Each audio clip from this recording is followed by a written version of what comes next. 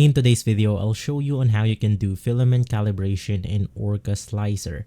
Now, the first thing that you want to do is to simply head over to your Orca Slicer plate, and from here, click calibration. In here, you then want to navigate through temperature, and then you want to select your filament type. So for example, let's say that we have a PLA, and then you can just look on your filament to see the start temperature or the range temperature. And from there, after setting both of the start and end temperature, just click on the OK button and it will show the filament tower right here. So you can go ahead and basically know what's going on with your filament.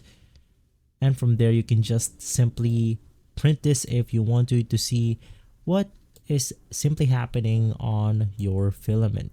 And so if this video has been helpful, leave a like, subscribe, and follow Guide to Everything for more videos like this. Thanks for watching.